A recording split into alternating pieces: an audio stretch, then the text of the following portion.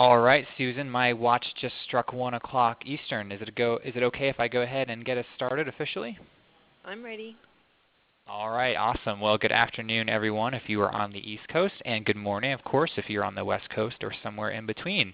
Thanks for joining us for a special Wednesday edition of the Bloomerang webinar series. We're going to be talking about helping to get your board fired up about raising money for your organization. So glad you're all here with us today. Absolutely appreciate you taking an hour out to join us.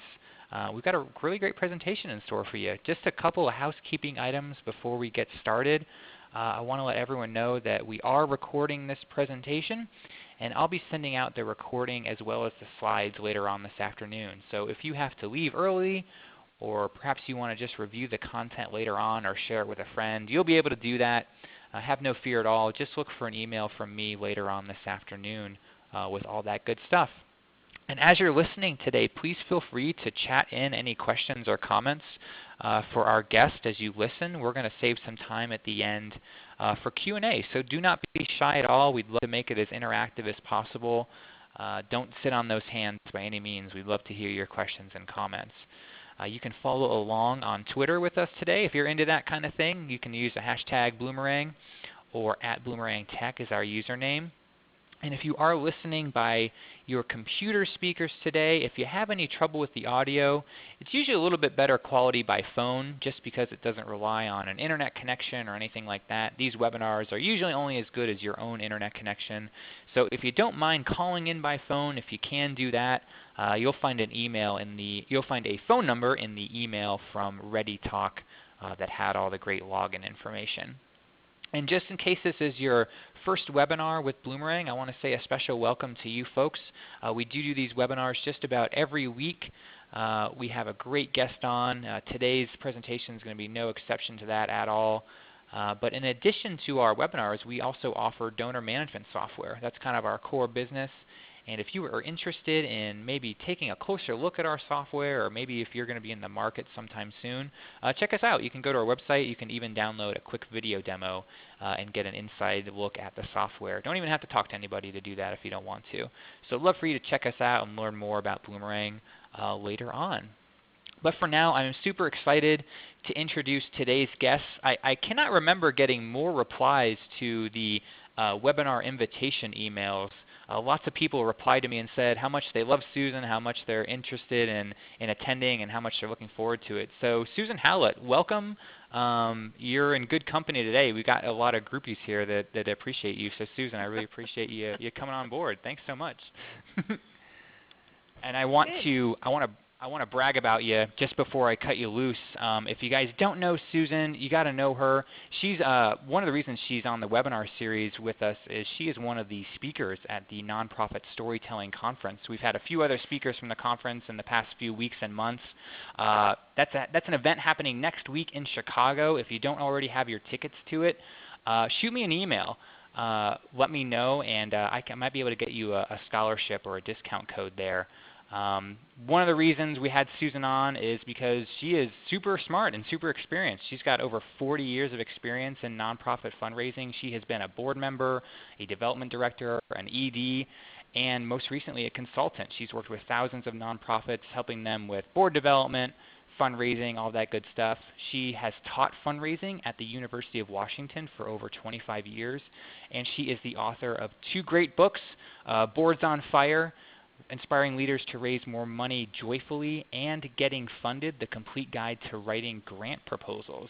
So if you're interested in grant writing, check out that book as well.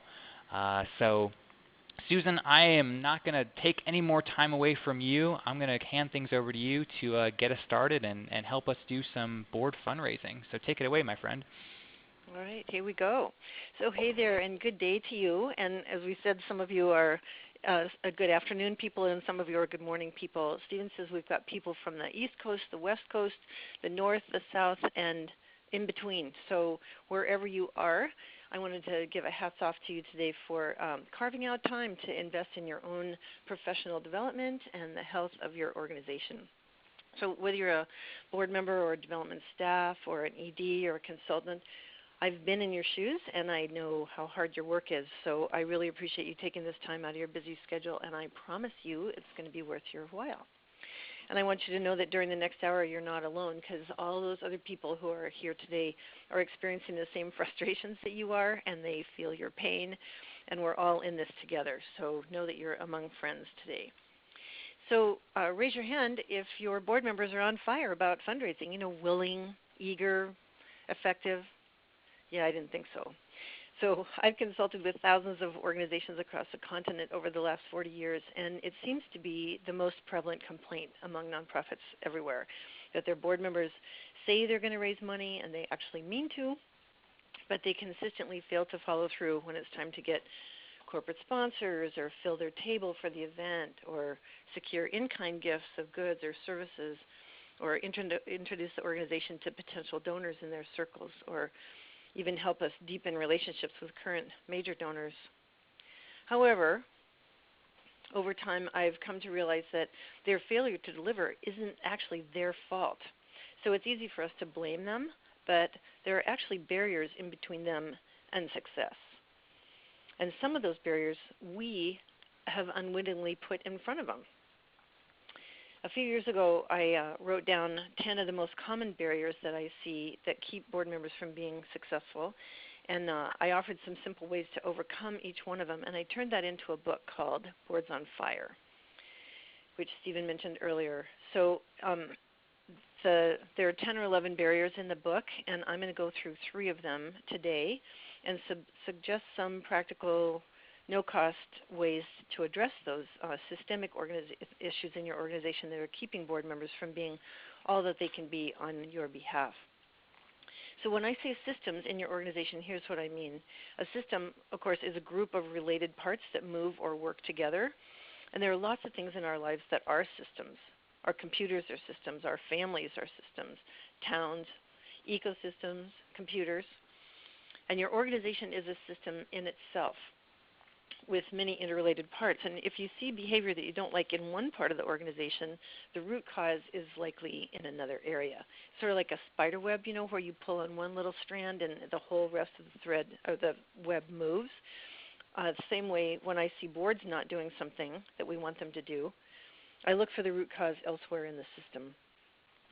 So when our board members aren't raising money joyfully or successfully or on time or the way we ask them to do, you'll usually find that there's a systemic problem behind that has gotten in their way.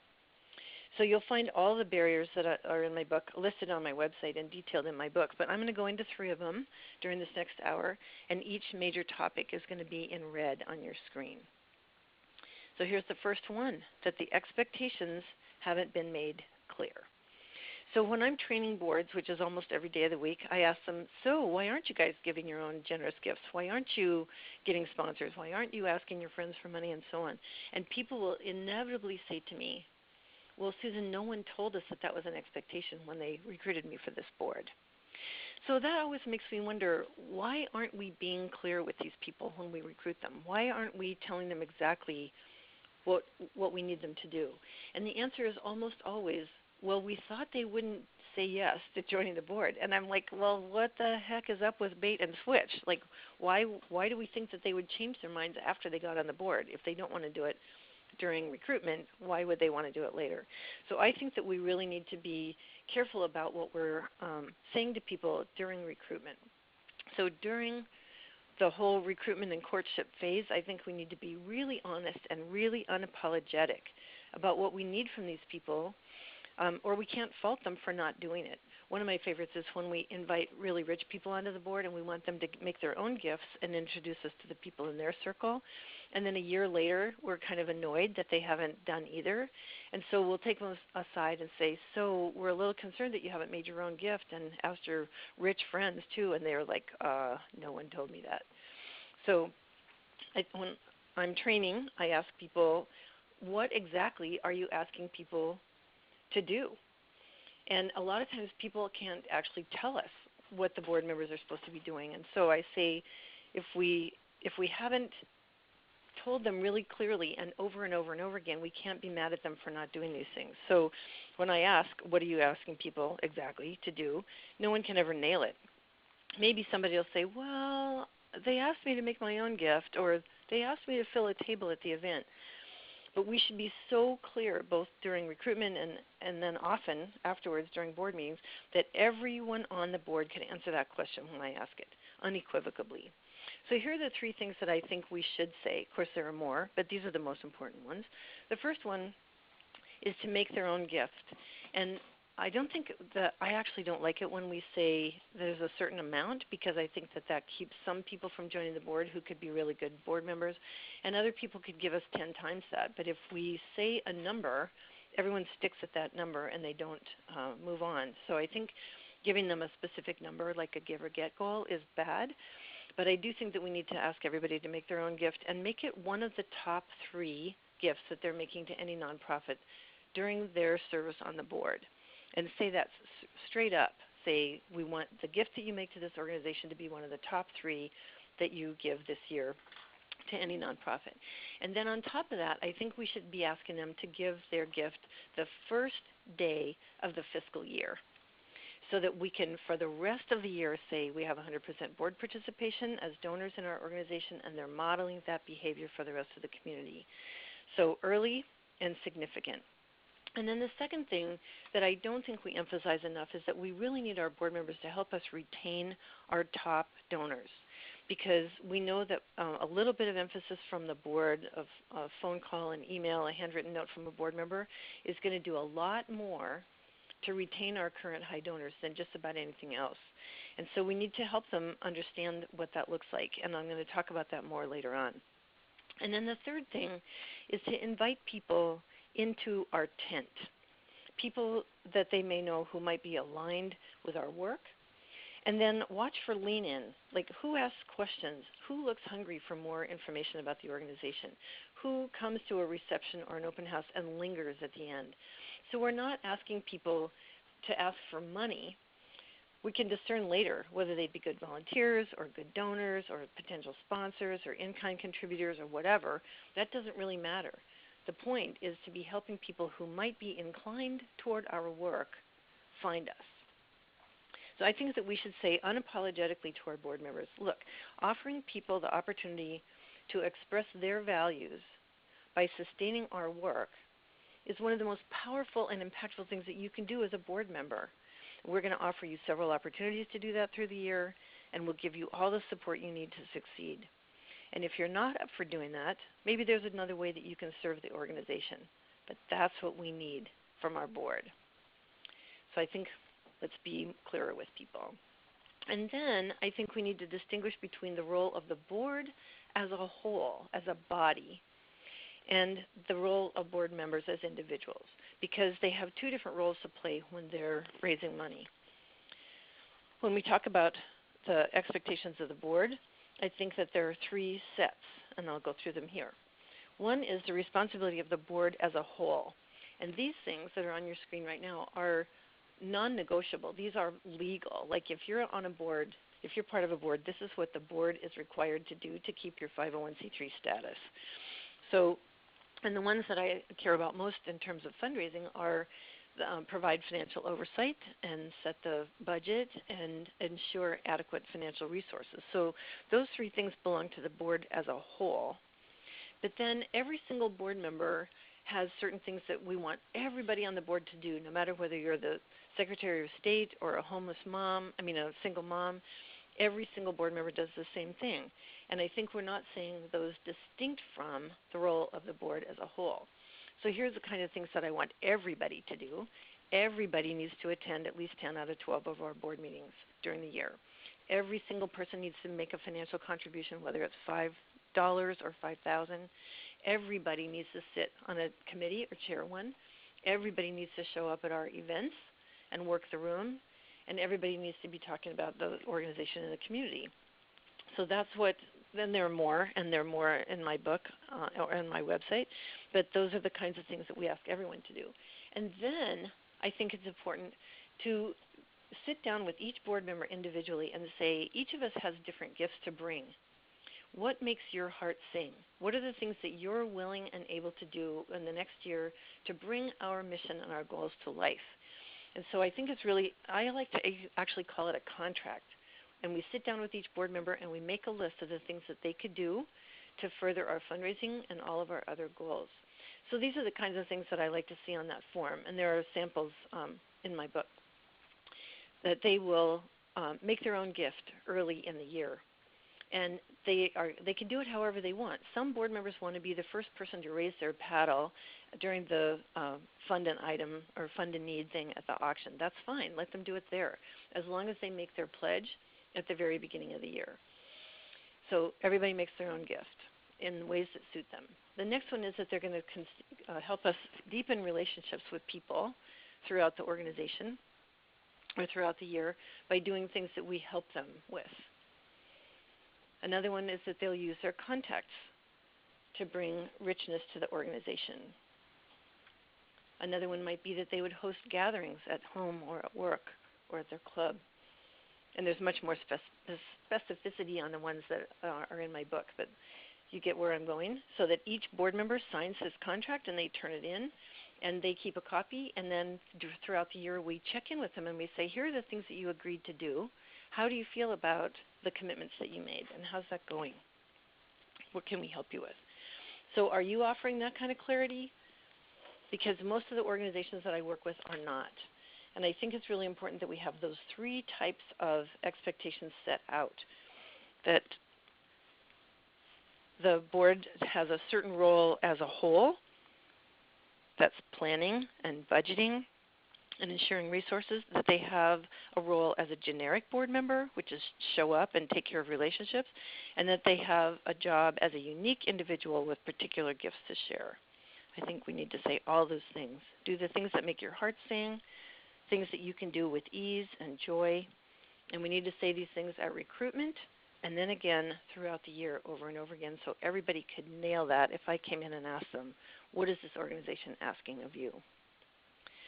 So we're going to take just a few seconds right now in silence to think about what just came up in the last few minutes that I might want to act on, do something about, change, talk to some people about. So just take a second to jot down what you might want to do differently as a result of this conversation.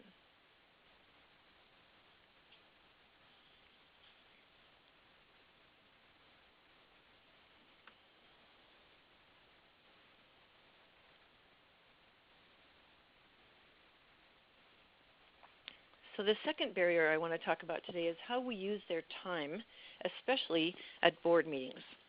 So I go to board meetings several times a week, and I would rather eat rocks than be on some of these boards. Their meetings are so sucky. So just take a think about what's on your board meeting agenda right now. Can you imagine? Is there a report from the executive director? Is there a finance report? Are there committee reports? Are there minutes? All of those things are one-way communication. In my experience, I see board members sitting there with their arms folded, listening for most of the board meeting. The most prevalent complaint of board members nationwide, according to some Harvard research, is that they're not being used optimally. They feel like they have contacts and passion and skills and talents and excitement about the mission that they would like to bring to bear on behalf of the organization, and they're not being asked to do that. And I think that complaint emerges from boring meetings. We don't create board meetings that engage their whole selves. And the reason I'm talking about that here is that in my experience, if the meetings are better, the board members are more fired up to do fundraising. So I have come up with 6 ingredients of a kick-ass board meeting, something that I would want to go to. And in several of my clients, hundreds of them actually, when we've changed up the board meeting agenda, people have literally changed their vacation schedules to make sure they don't miss the board meeting because they're so worthwhile.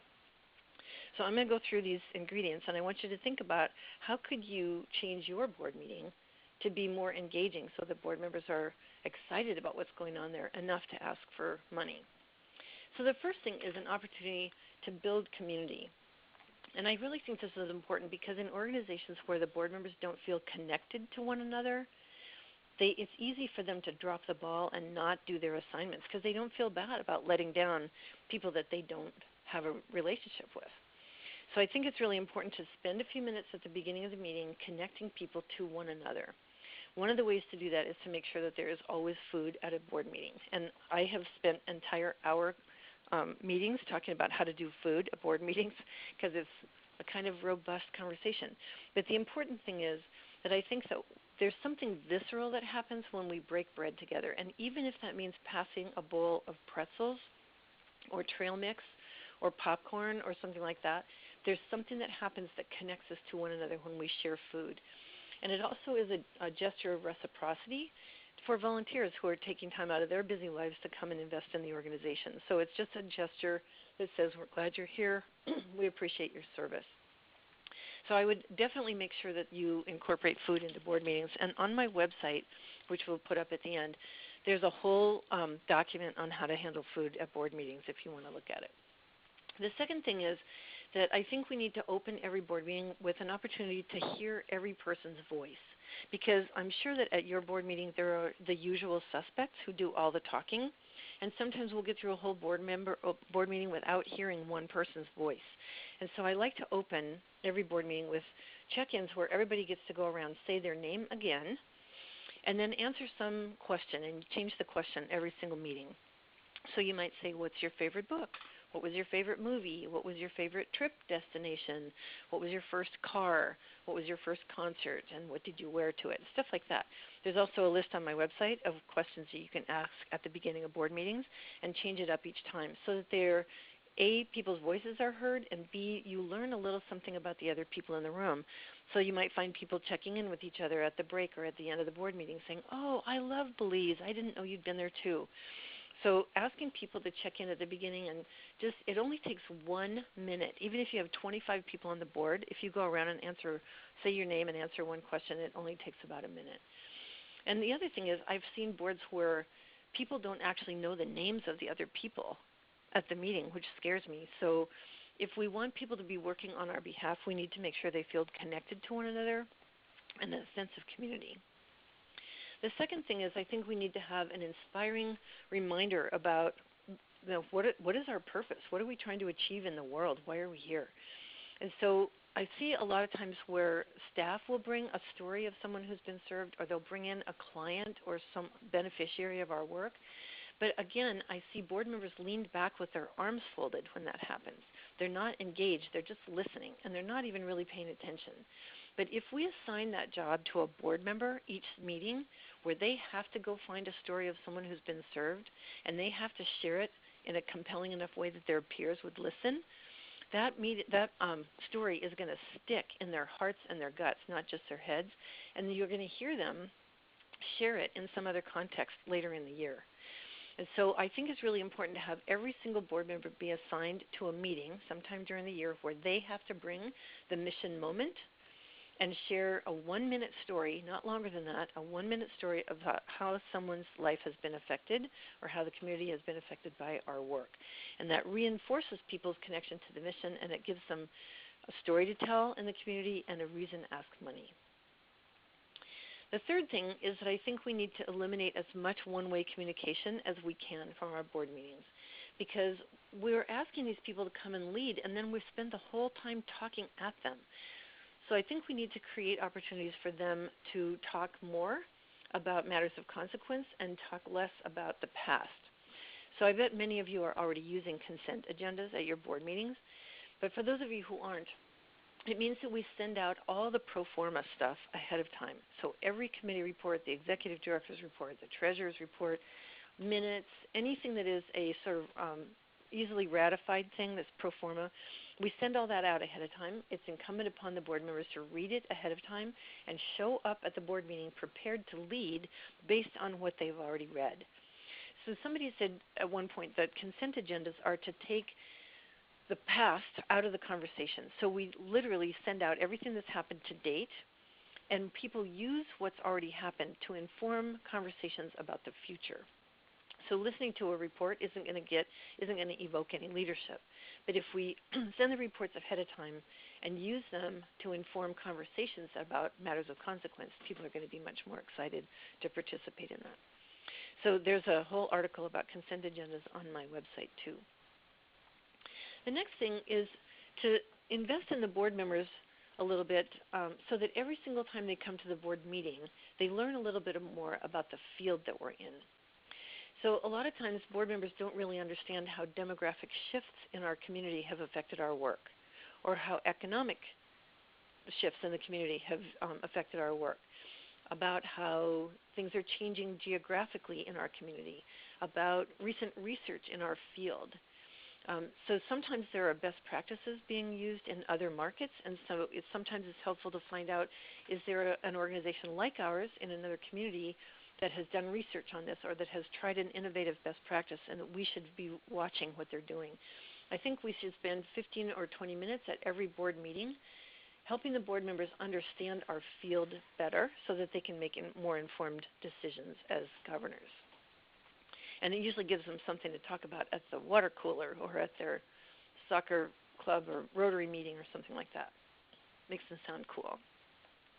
The other thing, and sometimes my clients will flip-flop this, they'll have education one meeting and training the next, but the opportunity to build their skills, their chops as a board member. So a lot of times I hear people complain, our board members don't know how to work a room on our behalf. Our board members don't know how to ask for money. Our board members don't have an elevator pitch. Our board members don't know how to read the financial statements. Well, I think we should stop complaining about that and build it into a meeting where everybody's there in the room. And sometimes the board members who have been on for a really long time are no better than the brand new board members. They don't know how to read a financial statement any more than new people do. So I think it's important to build training into every single board meeting or every other board meeting so that we're investing in their ability to govern our organizations better. And it makes them smarter and more capable of being on the next board that they're on too. So it's not just an investment in our own organization, it's an investment in the sector to help these people be better governors across the board. Then the other thing, if you imagine that those first 4 or 5 things that I brought up take 30 minutes out of the meeting, then that gives us a whole hour, and 90 minutes is the, research says it's the optimal length of a board meeting. It gives us a whole hour to sink our teeth into something meaty and juicy and exciting and maybe even controversial. So I think that we should build board meetings so that there's at least an hour of some really robust conversation where people can lean forward, maybe even argue with each other, and come up with something exciting. So there's a whole construct in this book called Governance as Leadership about how there are different modes that board members operate in. One is called fiduciary, where they're thinking about budgets and risk and legal compliance and so on. Strategic, where they're thinking about goal setting and planning and positions to take on a bill or something. And then there's generative, where they're actually suspending fiduciary and strategic and thinking broadly and expansively about the issue in the community and how can we think about it in new and more robust ways. And so I think we need to make way more time in our board meetings for conversations about strategic issues and generative issues so that they can sink their teeth into governance and actually help us lead the organizations. Because governance needs to be about strategic goals, and oftentimes we don't even know what those goals are. Sometimes when I say to people, well, let's have your governance part of the meeting be about your strategic goals, what are they? And nobody can nail them. Nobody can tell me what the strategic priorities are for the organization. Why not? Well, maybe there aren't any. That's often the case. Sometimes all they have is they call it a strategic plan, but it's really a business plan, an operations plan, and it's 20 pages long. Or maybe some small group took away the strategic planning process and did it and then imposed the goals on everybody else, and they don't really own them. Or there's so many other reasons. But I think that the main reason is that we're not using the goals to shape our board meeting agendas. And if we did, they would remember what they were. So imagine a board meeting where the only items on the agenda were the strategic priorities. And that's all you talked about. And if anybody wanted to bring anything else up during the board meeting, you'd say to them, well, how does that further one of our strategic priorities? If you can justify that, then we'll put it on the agenda. Otherwise, we're not. So imagine scheduling out for several months different topics so that people know that they have time to study up on them. Maybe a task force is working on them in between the meetings and so on. And they show up at the board meeting really ready to sink their teeth into something that's of consequence. So I think our board members are going to be more invested in accomplishing our goals and therefore more willing to ask if we take the time at board meetings to talk about them. So let's focus our board meeting time on the role of the board and board members in achieving those goals. Because lots of times I see at board meetings I'll show up and they'll all look at the executive director and they'll say, so how you doing on the strategic plan? Like it's the executive director's responsibility to achieve the whole thing, and they act like they don't have a role in it. So I think that if we need to distinguish between the role of the board and the role of the staff in achieving the strategic goals, and make sure that the board meeting is focused on the board role, maybe even with deliverables that they're responsible for a year from now. So name the deliverables for both parties, spend board meeting time on the board role in achieving the goals. So my whole second point was that we need to spend more time on the strategic goals and use our time better at board meetings so that people will be more excited about raising money for the things that we're talking about. So that was a lot. I just threw out a whole bunch of ideas. So I'm going to give you a second in silence to think about what might we do differently, what might I want to talk to some other people about that last segment.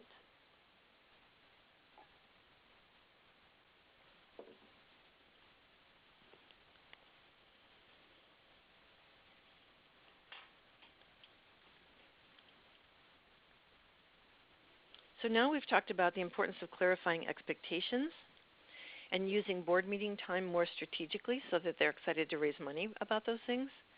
And the third barrier that I want to talk about is that we haven't shown them how they fit in our fundraising strategy. They don't even know there is one. The title of the chapter in my book is called The Fundraising Strategy is Ill-Defined. So board members don't engage with our fundraising strategy because A, they don't even know we have one, and B, they don't understand where they can have maximum impact on it. So if I asked you right now, if I were at your board meeting and I said to you guys, what's your fundraising strategy? Could you articulate it? Well, I think it's really important for us to be able to articulate our fundraising strategy, not just what we do. So when I ask people, what is your fundraising strategy? They almost always say, well, we have an event in the fall, and we do an email thing during Give Big, or we send out a direct mail appeal during blah, blah. Well, that's not a strategy. Those are occasions. Those are methods. They're tactics. And I think that board members don't really understand that there is a strategy or that there should be one, and they don't understand how board members should engage optimally in it. So I'm going to give you 5 fundamentals that I think board members need to totally own in their heads, in their hearts, and in their guts, so that if I showed up 6 months from now and asked your board members what your strategy was, they would totally nail these things. And I think sometimes we are the reason why they don't know these things because we haven't made them clear ourselves. Are you ready? Here we go. The first one is that a lot of times board members think that the answer is grants and corporate money. And they need to understand that most of the money in the nonprofit sector comes from people, not from the government, not from grants, not from corporations or foundations. It's really from people. So the latest research that I've seen is that 4% of non-government money is coming from corporations, 6% from foundations, and 8% from bequests, where people die and leave us money, and all the rest is coming from individuals. So if you consider that the bequests are dead individuals and the rest is live individuals, that means that 90% of our non-government money is coming from people. So board members they keep looking at staff and saying, go get more grants, go approach some companies, and that's not the answer. So they really need to understand that individuals are the main and most sustainable source of funding. The second thing that they need to understand is that the people who are going to give us the most money already know us. We already have a relationship with them. Some of them are deeper, some of them are more external, but they're all connected to us already. There are no external saviors who are going to rescue us. The white knights who are going to give us the most money are insiders. The sources of the most money, and this has been proven over and over and over again, are our board, our staff, our volunteers, anyone who has benefited directly from our work, and our current donors. Board, staff, volunteers, beneficiaries, current donors. That's where all the money is. And people keep wanting to move out to people that don't know us yet and ask them for money. And they really need to understand that our most important prospect pools are the people who are in the middle, in the core, or people who have been there in the recent past. So maybe we should focus more energy on bringing back former board members, former staff, former volunteers, people who benefited from us in the past, and lapsed donors. So research shows that it's 10 times cheaper to bring a lapsed donor back than it is to go acquire a new donor. But there's this weird thing where we're like addicted to acquisition and we keep thinking we need to get new donors. But board members need to understand that it's way more important for us to retain the current people we've got and bring back old people, like former people. And then there are other people in our midst who also have a relationship with us already, like our vendors and professionals who do work with us, like who refers people to our organization, who do we refer people to, who are the attorneys in our field, who are the academics in our field, who are the legislators who work heavily in our field, and so on. And then friends and family of the people in our core constituencies, and people who have been tangentially served or secondarily served by us. So earlier I said beneficiaries, direct beneficiaries are in the core. So say that you're an arts organization. That means that that's your season ticket holders or your season ticket holders. And then the second circle out would be people who have been to one concert or play, who were comped in, came with a friend. So they're connected to us, but not as deeply as the people in the middle. So we've got a lot of those people who have been tangentially served or indirectly served by our organization, and we need to focus more attention on them than on new people. And here's another little pet peeve. We tell our board members to go ask their friends for money, and I really think that's a mistake because oftentimes they're filling butts in seats at our events with people who don't really give a rip about our mission. They're just there to fill a table, when what we really need is to be filling the room with people who are on fire about the work we're doing, so that when that board member leaves, we keep the donor. So stop asking our board members to ask their friends for money and ask them to help us bring back lapsed donors or people who are professionally affiliated with our work or whatever. The people who are going to give us the most money are not our friends.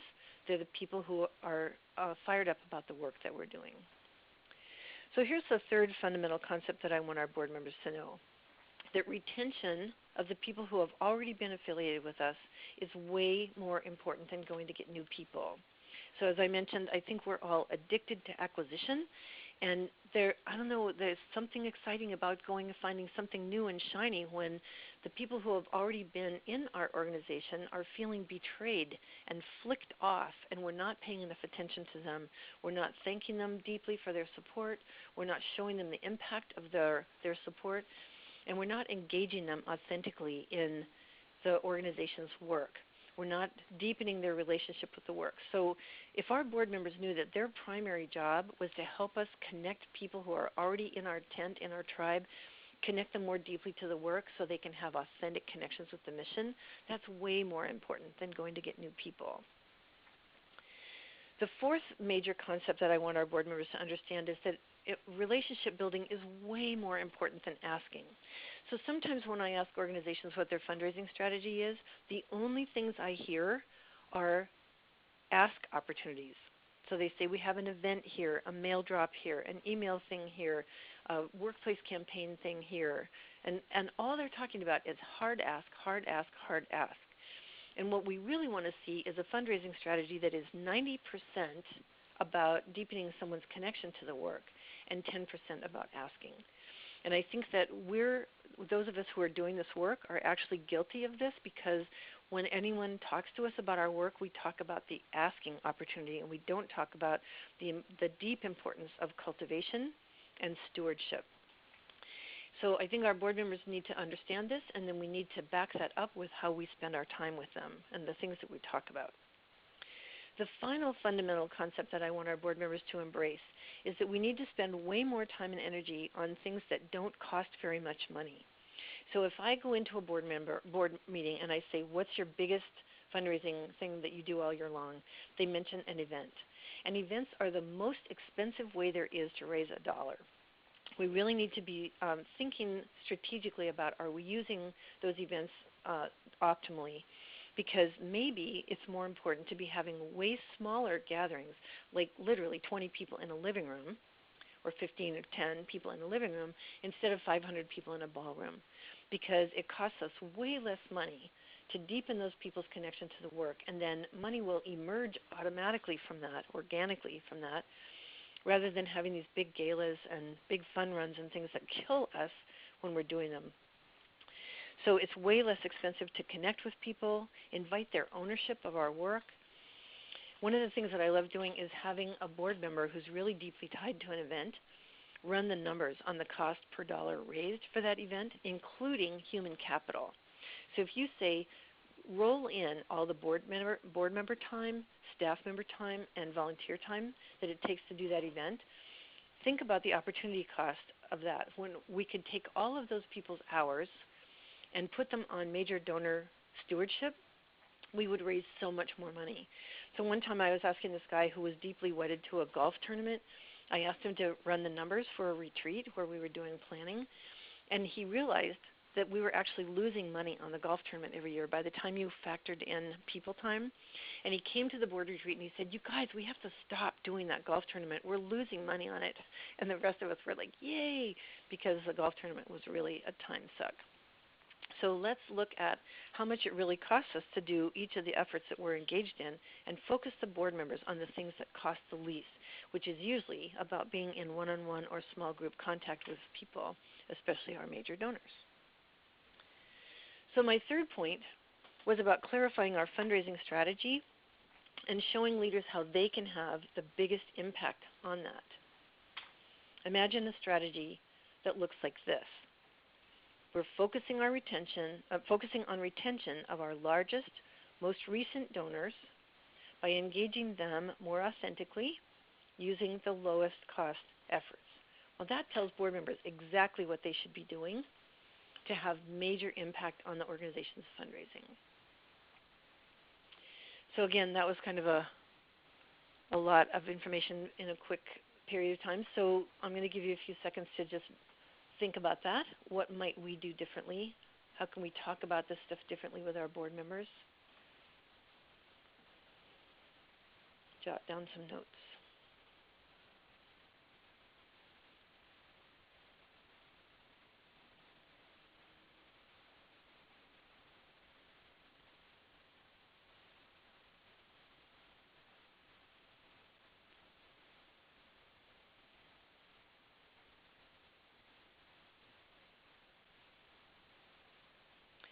So to recap, I think it's our responsibility to remove the barriers, 10 of which are in my book, that keep board members from being all they can be on our behalf. They want to be passionate, they want to be joyful, they want to be successful fundraisers, and we're actually in their way. One of the ways we're in their way is by not clarifying expectations. One is that we're not engaging them in real, authentic leadership. And one is that the fundraising strategy hasn't been made clear to them, so they don't know how they can be most effective. And if we, who are on this call, help remove those barriers, our board members are going to participate with more vigor and more impact. So I know that I just said a lot of stuff. So there's a whole bunch of stuff that will help you lean into this content on my website. So there are a whole bunch of Word documents and a whole bunch of videos. The videos are on the front page of SusanHowlett.com. On the bottom left, there's a Vimeo channel that you can click on, and there are a whole bunch of videos there. And then on the Boards on Fire Resources tab on my website, there are a whole bunch more videos that talk about the kinds of things that we've been mentioning here.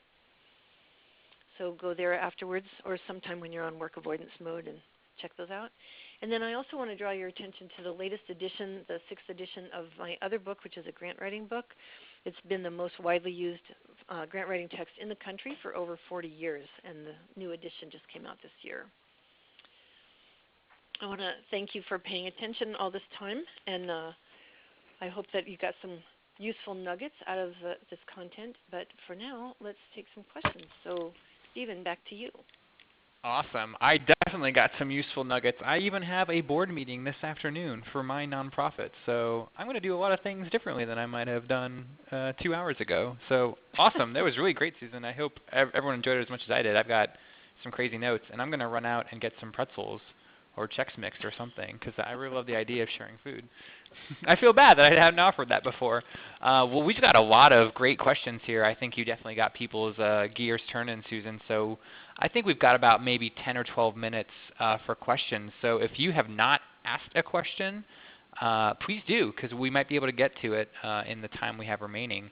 So I'm just going to kind of go down the list here, Susan, and I'll read the questions so everyone knows what's going on. But there's a question here from Chandra. She is a new ED. They have board members that preceded her, so she kind of inherited board members, and they were not asked to engage in fundraising. So she's trying to do all the things that you recommended, but some of those older members that she inherited, they don't really feel like it applies to them or they should be doing this. What advice would you have for maybe board members that you inherited that you want to institute all these things for? So the first thing, I have a line that I use a lot, which is the landscape has changed. So the way that they were recruited doesn't work anymore because donors and the rest of our key stakeholders are asking for different things of our leaders in just the last few years. And so whatever the expectations were that were articulated when they were recruited don't apply anymore. So that's one thing that I would say is that the landscape has changed and we have to morph with it.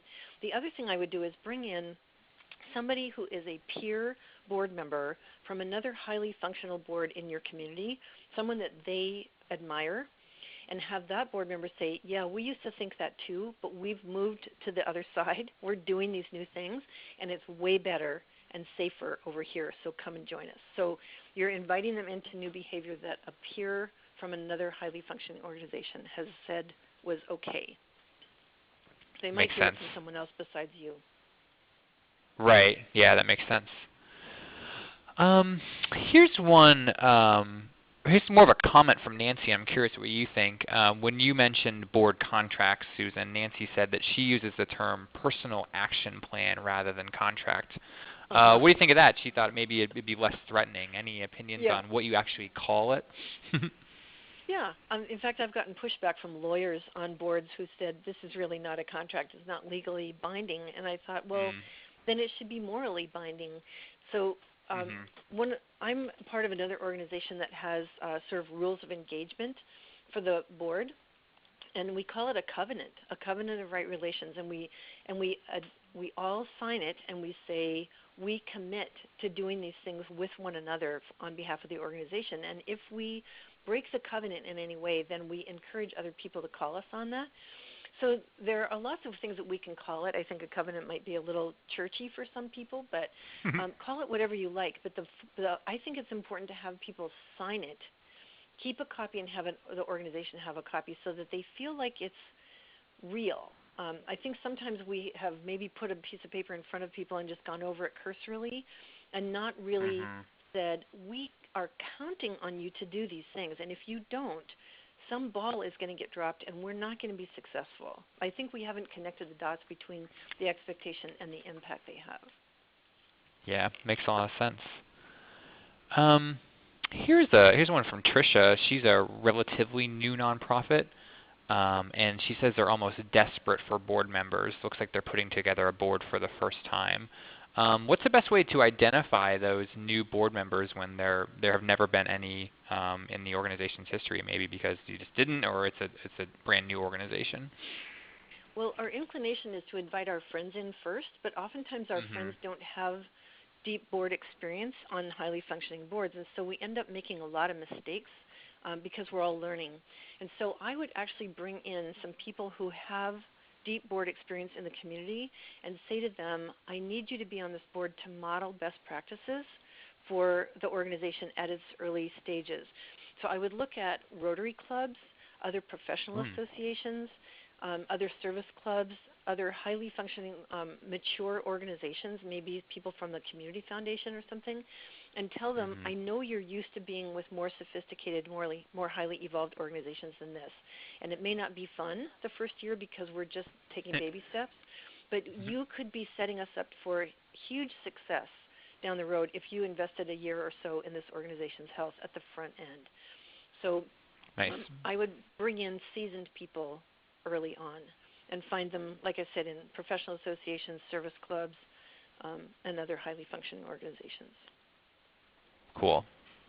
Here's one from Gail. Gail is asking, how do you point, what advice do you have for board members who are maybe joining remotely, so they're not actually in the city or state that your nonprofit operates in? They're still valuable board members. Any experience in engaging remote board employees? Should you avoid remote board members entirely, or are they okay in some situations? Oh, that's so hard. I've had a couple clients lately in resort towns where the people only live there part of the year, but the board members have money and they have passion. They're just not there all the time. And it's so hard because it's demoralizing for the people who are in the room at the board meeting to either have only a few people there or have other people Skyping in or something, because it's just not as much fun.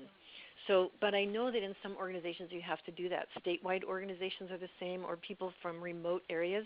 You have to have people from out of town on the board.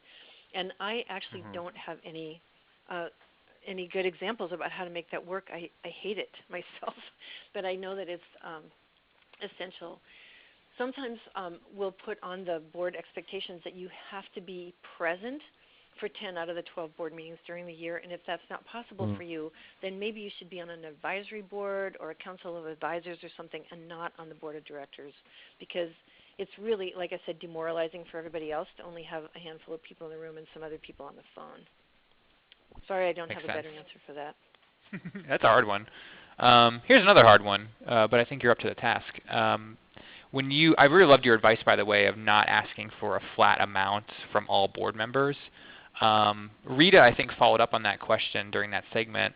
She's wondering, how do you kind of define that amount per person without, asking them for their checking account balance or, salary, annual salary? How do you kind of find that amount that is significant to them but won't insult them by being too low or freak them out by being too high? So I don't think anybody needs to know what the number is. The way that I like to say this is, well, there are two things I have to suggest. One is when my husband and I were the leaders of the PTA at our kids' school, we suggested that every family in the school contribute what they earned in a day. So there were some single moms who were on welfare, and they gave what they, if you parsed out their monthly allotment, what was their one-day amount. And then there were some families that had 2 practicing physicians in them. So if they gave what they earned in a day, it was sort of prorated, right? So that's one way to think about it, is like, what do you earn in a day? And if everybody on the board gave that or something like that, or 10 times that, that would be good. Another way to think about it is, I like to have one board member take another board member out for coffee and sit across the table from them and say, I really appreciate all of the stuff that you've done for this organization over the last year. I loved that auction item that you gave last year that was so fun. And that policy that you suggested in the summer was really insightful, and it's really helping us move forward. Now I'm asking you to make a gift, a financial contribution that is big enough that you have to go home and talk to your family about how you're going to pay it off. Are you going to transfer stock? Are you going to make monthly installments? Are you going to ask your whole family to join you so you can make a gift that's significant? And when you put it like that, I like to say to people, I want you to make a financial contribution to this board, to this organization, that manifests to those who are close to you that this is a priority in your life, that this is something you value deeply, enough to make a model gift. And no one has to know how much it is. It's like in your heart. Have you made a gift that is really significant to you? And I think that's how we do that. But one of the problems I see is that we do a y'all come invitation at a board meeting and just say, we want everybody to make a significant gift. Okay, next on the agenda. Like that. Right. That's the ask. And so it's not very honorific. But if each person is approached by another person and they're asked to make something that is deep enough that you have to go home and talk to your family about it, that will make better gifts. Yeah, I love it. And I love having another board a board member ask another board member. I love that. We've probably got a question or time for maybe one or two more questions. A lot of people have asked about just sort of some brass tacks type things. People asking about name tags, seating people alphabetically, other ideas for activities during meetings. What do you feel about those things, or do you think it should be just? I loved your idea of people going around the room in the beginning and just saying their name again and saying, maybe telling a story or answering a question. Is your advice to not have policies like name tags or seating assignments, or would you just kind of leave it to the individual board? Well, if everyone's in person, I think it's important to have name tents in front of everybody. And some of my clients actually have the organization's mission on the back of the tent, so the board member is looking at the mission of their own name tent, which is kind of fun. And so I think name tents are good. Name tags can be hard if people are far away from each other. They can't see the name tag, and sometimes people don't like to have things stuck to their clothes. But name tents are good. And I really admire people who break up the little cliques that happen on boards by moving the name tents around. So they're at the table when people arrive, and you're breaking up the people who always sit with each other and whisper and pass notes and giggle like teenagers. So mix it up every single time if you can. Here's one last question. We can stop here. There's so many good ones. And Susan, I'm going to flash your website address again just in case people want to reach out. I assume that's okay. You'd be willing to answer questions maybe by email later on? Bet. Mm-hmm. Cool, because I know there's a lot we're not getting to. One last question for Gail. Kind of a downer question, but important nonetheless. What about voting off members? Term limits, maybe even having a vote to have board members removed if maybe they don't show up to meetings or whatever. How do you kind of deal with that whole issue of maybe removing people who are not, participating or contributing, delivering? Yeah, absolutely. Well, that's a common question that I get as a consultant because people are worried about the dead wood on their board. And I suggest that they read Boards on Fire first and realize that part of the reason why people are dead wood is because the board meetings suck. And that we're not engaging people optimally in the meetings, so why would they come? If all they're doing is sitting there listening to people and they're not being asked for their advice or their heart and soul to be engaged, then it's our fault, not theirs. Yep. So the first thing I would do is make sure that our board meetings get amped up to the point where people would actually want to be there. And another thing that I've run into is sometimes people, they've recruited for diversity, and so they've got one African American person, one Native American person, one Asian person on the board, and then they say to me, well, those people just aren't delivering. And I think, well, maybe it's because they don't feel engaged, in this board. Everybody else is not like them. So is someone taking them out for drinks after the board meeting? Or is someone asking them for coffee in between board meetings? Is someone picking them up to go to committee meetings together? It could be that part of the reason why some people aren't delivering optimally is that they feel external somehow, that they haven't been fully integrated into the whole organization. They don't feel like these are my people, I belong here. So we really need to go out of our way to make sure that every single person on the board has been offered that opportunity to engage deeply, which isn't always the case. Then when it is time to retire people, and I was actually on a board one time where they instituted board term limits to get rid of me because I'd been there for too long. And I was a founder. I was one of the people who said, well, we've always done it this way, or we tried that before and it didn't work. So they actually did term limits to get rid of me. So I think those are a really good idea. But the other thing that I like to do is earlier I gave some slides that said about the commitment form. I think it's better 6 months during the year to go back to a board member and say, here are the things that you signed up for at the beginning of the year. How do you feel about how you're doing on these commitments? And you let them say, well, I guess I'm not pulling my weight. And then you ask them, can you tell us why that is? Do you hate the board chair or the committee chair that you're on? Is something changed at home, your job or something? Ask them what they need for support in order to offer more value. And if they don't ask for more support or they don't ask for a systems change to make them feel more successful, then I would say, it's not bad to just go away. There are other people lined up who want to be on this board, and you don't have to stick out your term if you're not having a good time. One of my Yep. clients actually asked people, are you having fun here? Because if you're not having fun, you don't have to be here. And so Yep. that's another good question to ask people. So give them kind of the out rather than doing it for them. Yeah. Don't point fingers and blame, because it's often not their fault that they're not delivering. Yeah, I guess that's true. We're too hard on board members, perhaps. Well, we should just Susan, look this and see was if great. we're part of the problem. Good. Absolutely. We're right up against 2 o'clock. This was awesome. I really enjoyed this. I'm going to put these things into practice immediately for my 3:30 p.m. Board meeting. I know everyone else enjoyed it as well. We're getting some great comments and chats there. So, Susan, thanks so much for hanging out with us for an hour or so. Yeah, my pleasure. And I'm happy to answer questions after we get off. So feel free to shoot me an email or whatever. And Stephen, I'll look forward to seeing you in Chicago next week at the Storytelling Yes. Conference. I will see you there Friday. Hopefully I'll see some of you listening as well. If you don't have your ticket, shoot me an email, respond to my invitation, or just email me, stephen.shattuck@bloomerang.co. I've got some coupon codes to make that bill a little less large for that conference. So again, thanks to all of you for listening. I know it's a busy time of year, so for you to take an hour out of your day in this year-end season means a lot. Thank you, and I hope you come to our next webinar. We're going to take next week off, but we are back 2 weeks from tomorrow.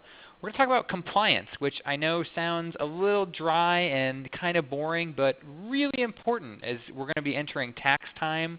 If you're a little bit worried about your own sort of financial compliance or maybe just want a refresher, check out this webinar. Mike Montali is a nonprofit finance expert, and we're going to talk all about compliance. We've got some other webinars scheduled through the end of the year. Just check out our webinar page. You can schedule or register for those, and we'd love to see you again some week.